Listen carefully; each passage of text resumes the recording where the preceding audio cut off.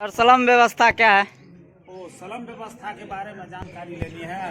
यह तो social science में हिस्ट्री, सिविक्स, ज्योग्राफी, इसके बाद तुमको सामाजिक विज्ञान के जितने भी पहलू है सब में स्लम व्यवस्था को देखना होगा।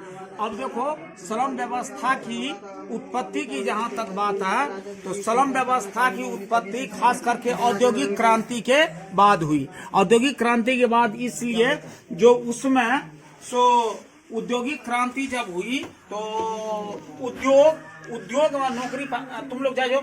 हाँ, ये उद्योग में नौकरी पाने के लिए श्रमिक वर्ग शहर आ गए। कहाँ आ गए? शहर आ गए। बड़े बड़े नगरों में वे सब आकर के चाकरी करने लगे और सस्ता पर्याप्त कुशल मजदूरी की कमी नहीं थी। कारण यह था जो श्रमिक वर्ग अपने पेट की पूर्ति के लिए, उदर पूर्ति के लिए वे लोग शहर आते थे। शहर के फैक्ट्री में चाहे वह तुम्हारा कृषि आधारित उद्योग हो या नहीं तो खनिज आधारित उद्योग, उसमें नौकरी ही उनको मिल जाती थी, लेकिन पैसे बहुत कम दिए जाते थे।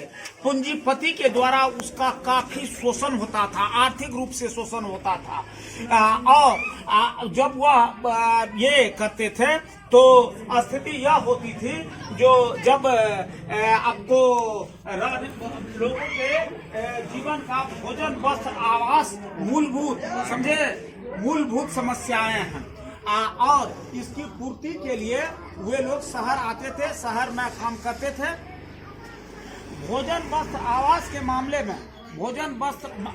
मामले में वे लोग बहुत ही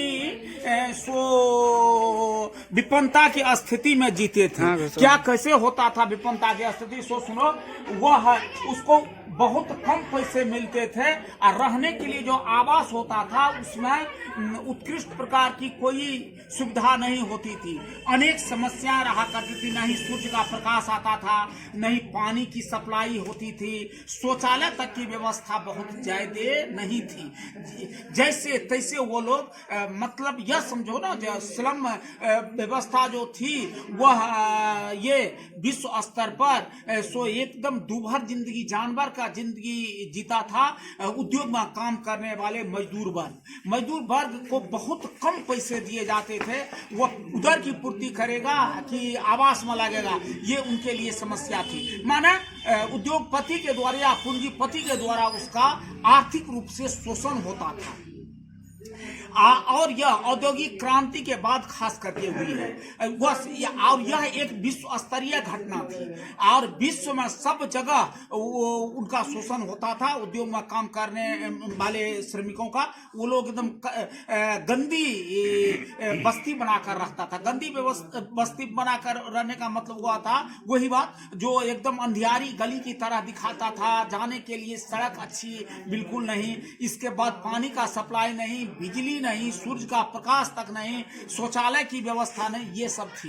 तो ये सब उसको आक्रोश का जन्म दिया और वो लोग अधिक सुविधा के लिए तत्पर हो गए जो मुझे अधिक सुविधा मिलनी चाहिए और इसलिए वे सब आपस में संगठित रूप हुए और ये श्रमिक संघ का गठन किया और बाद में उसकी व्यवस्था जो है सो अच्छी होती गई। सरकार का भी ध्यान गया, लोग भी शिक्षित होते गए।